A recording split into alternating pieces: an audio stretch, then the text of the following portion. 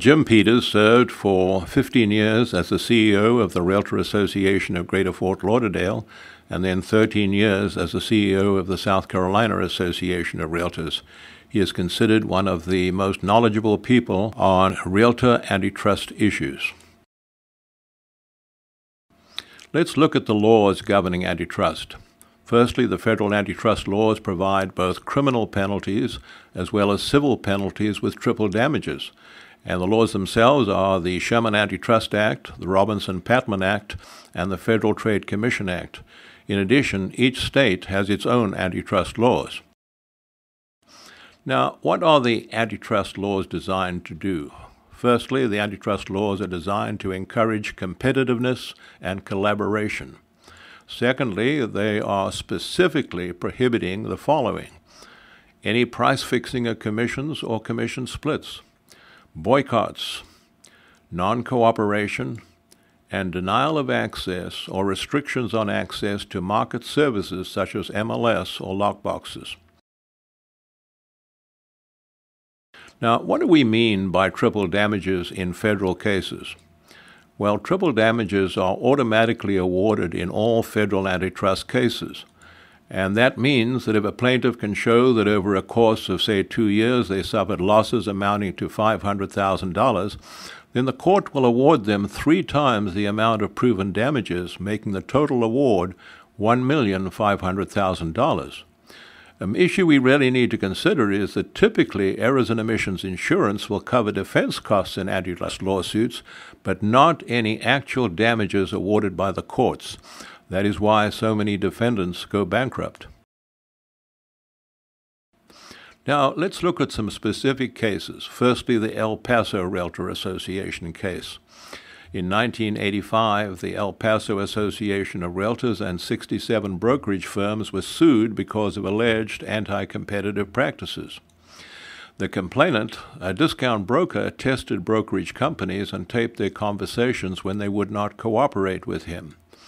The broker filed a complaint with his Realtor Association, but the association took no action when complaints were lodged because many of those named in the complaint served in leadership positions at the association. And let's look at the consequences.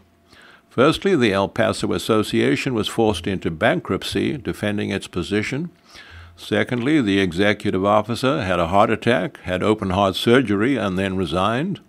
Thirdly, 16 brokerage firms closed their doors. Fourthly, over 100 realtors declared bankruptcy. And finally, the case was settled after 5 years. Now we can look at the Jack Foley case. Jack Foley was the incoming president of the Baltimore, Maryland Association of Realtors. He decided to hold a reception for his incoming directors at his house to build his leadership team. And during this reception, he decided to share his reasons for raising the commission rate charged sellers, quoting market forces and the need to maintain his bottom line. Well, what happened to Jack Foley? Well, 2 years passed, and he completed his position as president of the association and immediate past president. But then 2 other realtors who had been present at that reception were also known to have raised their commission rates. So this resulted in a complaint being filed by local citizens concerned about the high rate of commissions being charged by realtors. As a result, Jack Foley was arrested and handcuffed at his house in front of his children. A headline in the Baltimore News the next day stated, "Realtors conspire to rip off the public." Jack Foley was sentenced to 3 months in jail and a fine of $100,000, and he spent over $750,000 in defense costs, most of which were not covered by insurance. So let's re-examine the tough consequences. Just imagine being handcuffed in front of your children. Then 3 months in jail is no fun, plus a $100,000 fine, then $750,000 in defense costs over 3 years. No wonder Jack Foley went out of business. Now let's look at today's antitrust issues. Antitrust has once again become a hot issue as new business models emerge in markets across the country. Frustrated brokers, boards of directors, and agents have to understand that the antitrust laws and our own code of ethics mandate a competitive climate. Failing real estate firms are looking for excuses and who to blame for their failure. Complaints may sometimes be filed years after the boycott or non-cooperation occurred, and the damages mount up. Now, associations can also be held liable. An example of Realtor Association violations include, firstly, a local board of directors wrote a letter to a realtor and retired legislator who had a FSBO internet billboard telling him that this was unethical. Secondly, a local association wanted to proceed with an ethics complaint against a realtor attorney advertising on television as a flat-fee broker.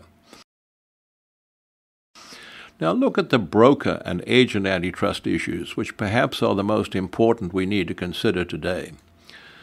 Brokers telling agents not to cooperate with discount brokers or show their listings.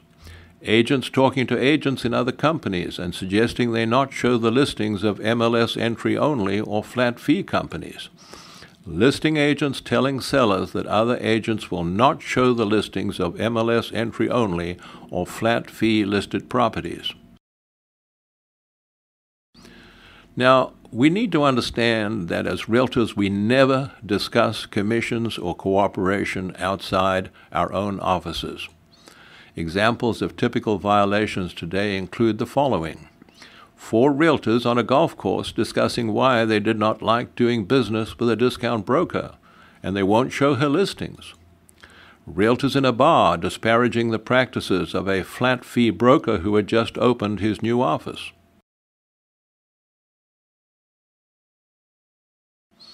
Now look at boycotts, which are also anti-competitive.